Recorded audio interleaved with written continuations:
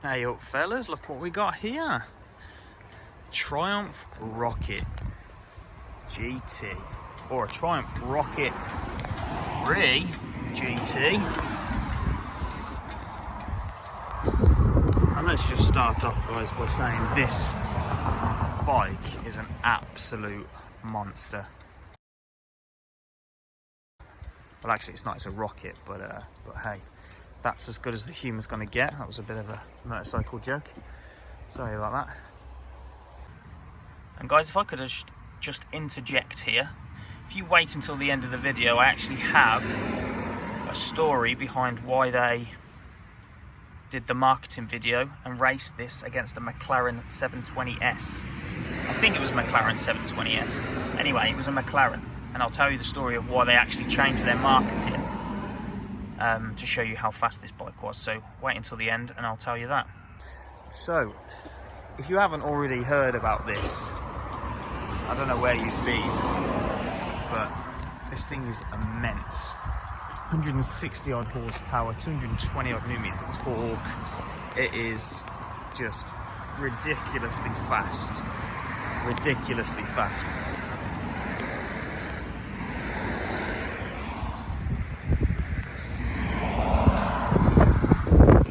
This doesn't really have any extras on other than knee pads. It's got the connectivity as well, so it's got the connectivity. It's due a service. It's just turned off because the key's out of range, but look at this. Good afternoon, rider. Look at the dash on this. It's saying the key's out of range. You can actually change the dash to a more classic one. Let me just see if I can quickly do that actually.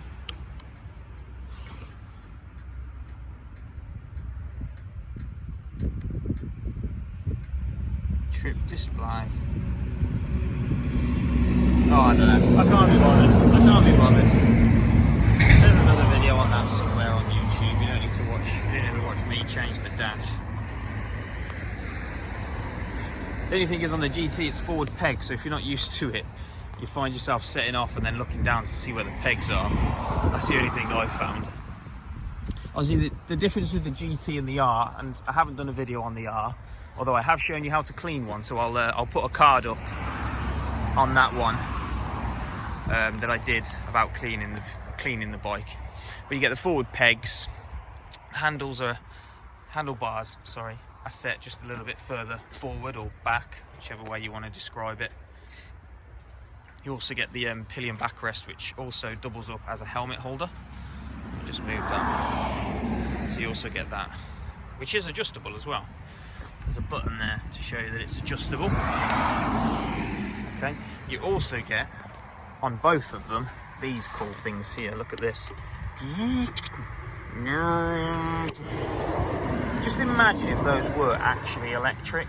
How cool would that be? You just press the button and it come out like something from what's that 80s film called? Anyway, something like that out of Star Trek.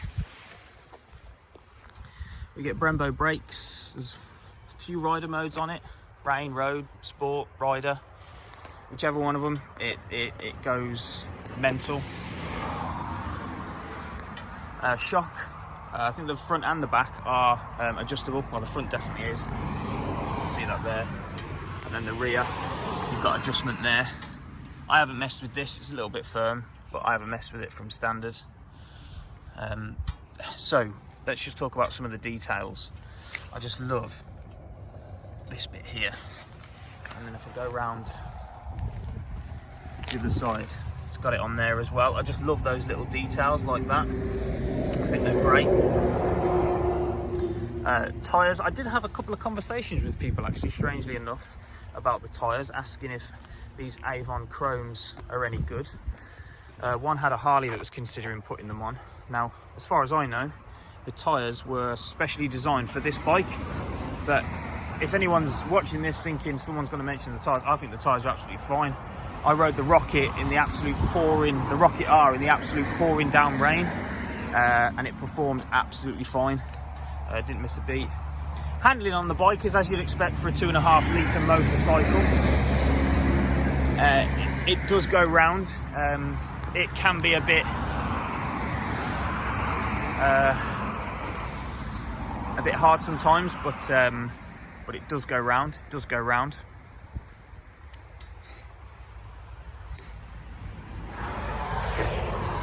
And I think when you step back and look at it from there, they've definitely looked at the Ducati Diavel, whatever you want to call it, and taken a leaf out of their book, because it just looks so much neater, sleeker, tidier. It's 60 kilograms, I think it's 40 or 60 kilograms lighter than the previous one, which is a massive deal.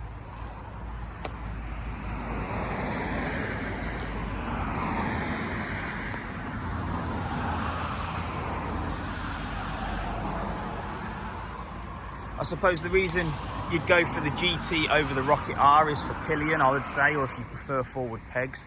Now, I did have someone compare this with a K1600, a BMW K1600, saying that they preferred that because this was just too rough or not smooth enough. But it's not going to be able to compete with the K1600 for smoothness.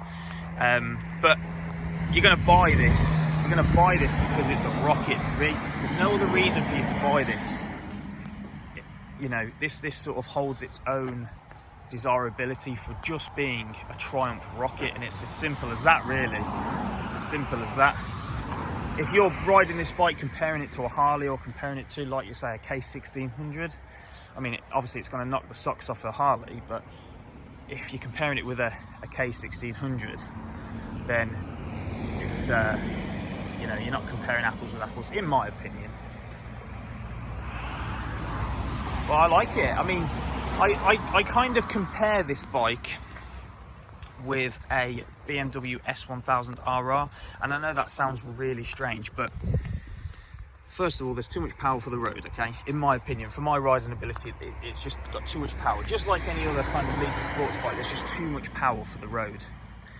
And then the other argument I hear about people coming off sports bikes is the ergonomics, the fact that they're so uncomfortable. Now, this isn't uncomfortable, but moving this thing around is a nightmare, as you can imagine. You know, it's heavy. You know, it's heavy. Don't get me wrong, I like this bike. I think it is a great bike. But there is an element of, you know, is it all needed? Is it all needed? And let's be honest, the people that can afford this, I mean, the GT is £20,200 without any extras. You know, it's going to be those people that are either just filthy rich anyway, or people that are coming that are successful anyway, that can afford this sort of thing. Because on PCP, the residual's not very good on it, so the payments are actually quite high. Anyway, that's another thing. That's another video. There we go, guys. The Rocket GT. It's fantastic. It really is. As much as I wouldn't have one, for what it is, it's absolutely great. That's just my opinion. But go and try one, guys. Go and try one. You'll be knocked off your socks. I mean, it's hard to hold on to the bloody thing when you start going. Plenty of beans in it. Plenty of beans. And the details, like I say, guys, the details are just absolutely great. You know, you look at, they really have put some thought into how this bike looks.